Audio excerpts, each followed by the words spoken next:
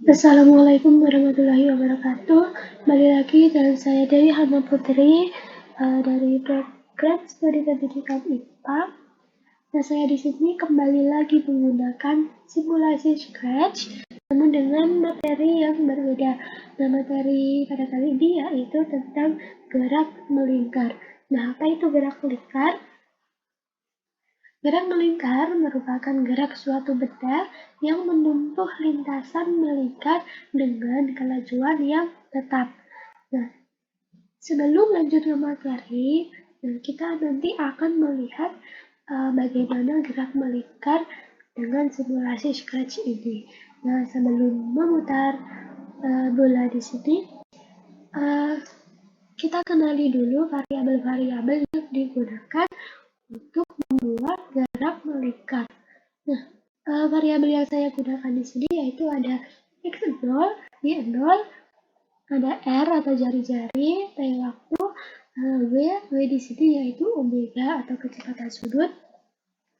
Kemudian x dan y di sini rumusnya r dikali cos dari w kali omega dikali t.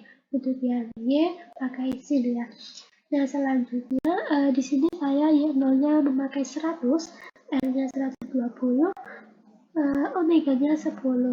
Kemudian seperti biasa ada kutu X all itu. Nah, change T di sini selang waktu yang saya gunakan yaitu 1 detik. Setiap satu detik.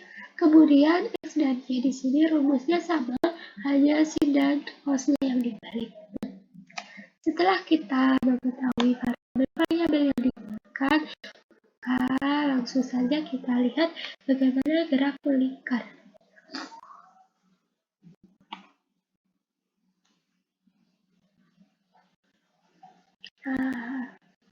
Bersama saja seperti ini. Nah, ini adalah gerak melingkar. Gerak melingkar ini tadi pengertiannya bahwa gerak suatu benda yang menempuh lintasan melingkar dengan kelajuan yang tetap. Nah, lintasan di sini terlihat dari titik-titik yang terbentuk. Nah, bahwa titik-titik ini membentuk sebuah lingkaran sehingga dinamakan dengan gerak melingkar yang melintasi lingkaran. Lintasannya berupa lingkaran. Kemudian dengan kelajuan yang tetap. Nah, kelajuan yang tetap ini maksudnya apa? Bisa dilihat titik di sini. Titik jaraknya sama. Nah, selang waktunya pun juga sama. Artinya kelajuan di sini, kelajuan yang terjadi atau kecepatan di sini yaitu tetap, kecepatannya tetap. Sehingga bola ini waktu di sini ataupun di sini. Nah, itu memiliki kecepatan yang tetap, kelajuan yang tetap. Nah, selanjutnya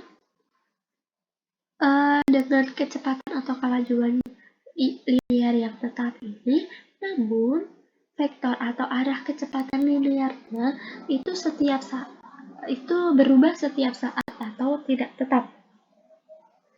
Nah, arahnya yaitu kan ini gerakannya searah dengan jarum jam seperti ini. Nah, arahnya itu kan pasti berubah ke sini ataupun ke sini ataupun ke sini, seperti itu. Kemudian mengapa kecepatan atau kecepatan di sini itu bisa tetap? Nah, hal ini dikarenakan kecepatan sudutnya pun juga tetap. Nah, bagaimana kecepatan sudutnya bisa tetap? Itu karena arah kecepatan sudut. Nah, sini sama dengan arah putaran partikel. Jadi sama, arah putaran sudut dengan arah putaran partikel itu sama, sehingga kecepatan sudutnya tetap dan kecepatan linearnya pun juga tetap. Nah, jika kecepatan di sini tetap, artinya percepatannya adalah 0. Nah, perubahan kecepatan sudut atau percepatan sudut tersebut 0 karena kan sudutnya tetap. Begitu pula dengan percepatan linearnya, karena percepatannya sudut 0, maka linearnya pun 0. Nah, kalau begitu apa di gerak melingkar ini tidak ada percepatan? Nah, tentunya akan ada, yaitu percepatan yang tegak lurus dengan lintasan atau percepatan sentripetal, nah yang akan mengakibatkan arah kecepatan linearnya berubah-ubah. Nah, jadi seperti itu. Kita lihat lagi.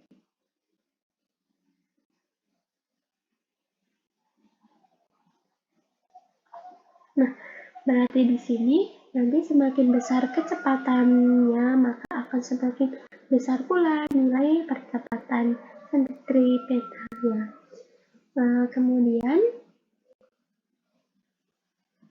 Kemudian ada pertanyaan begini. Jika jari-jari gerak melingkar itu tetap dan kecepatan sudutnya berubah, nah maka apa yang akan terjadi? Nah, sekarang kita lihat dengan mengganti variabel nilai variabel di sini, yaitu kecepatan sudutnya yang berubah. Omega di sini berubah dari 10, nah saya akan ubah menjadi 5. Nah, kalau seperti ini, apa yang akan terjadi? Kita lihat.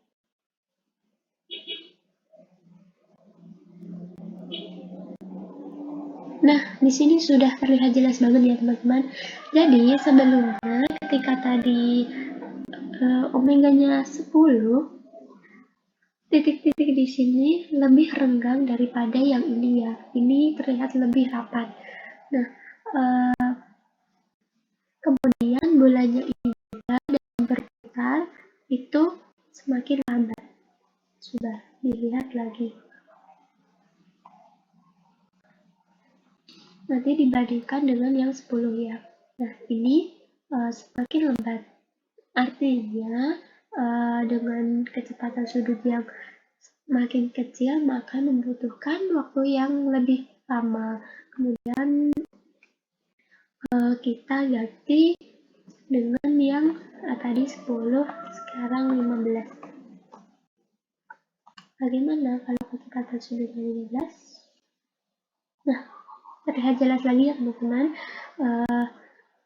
Jarak di sini yaitu semakin renggang, artinya kecepatannya tetap, namun nilainya dari yang kecepatan sudut tadi ini jadi lebih besar ya. Terus bulannya juga lebih cepat berputarnya, sehingga waktu yang dibutuhkan akan lebih sedikit. Kemudian kita kembali ke 10 dulu.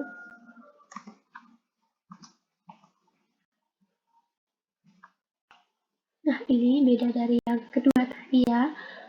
Jadi apabila sudutnya itu dirubah, maka tentu hasil-hasilnya yang lain, gerakannya pun juga akan berubah. Gerakannya semakin cepat, gerakannya semakin lambat atau semakin cepat, waktunya pun juga semakin lama atau cepat. Nah, kemudian kalau pertanyaan yang kedua gini, jika kecepatan sudut gerak melingkar itu tetap dan jari-jarinya yang berubah, apa yang akan terjadi? Nah, sekarang kita lihat di sini jarinya 120, kemudian kita ganti berapa? 100 ya. Kemudian kita putar. Nah, jari-jari itu apa sih? Jari-jari lingkaran di sini adalah jarak ini ya teman-teman. Jadi jarak dari sudut pusat di sini, titik pusat di sini sampai ke pinggir lingkaran ini. Nah, itu yang namanya jari-jari. Jadi jika jari-jarinya lebih kecil, maka lintasan yang terbentuk pun lebih kecil. Kemudian kecepatannya pun juga waktunya juga lebih sedikit ya untuk berputar. Sekali berputar ini juga lebih sedikit dari yang tadi. Kemudian kalau jari-jarinya lebih besar dari yang tadi, 150, sekarang 200. Nah, itu ya teman-teman. Jadi lintasannya akan semakin besar karena di sini jaraknya 200. Kalau yang tadi kan 100 di sini, berarti ini nanti lintasan yang terbentuk akan lebih besar, kemudian kecepatannya juga akan semakin cepat karena waktunya juga lama ya untuk menempuh segini. Jadi perbedaannya itu ketika omega dan jari-jarinya diubah. Nah, cukup sekian dari saya. Kurang lebihnya saya mohon maaf. Wassalamualaikum warahmatullahi wabarakatuh.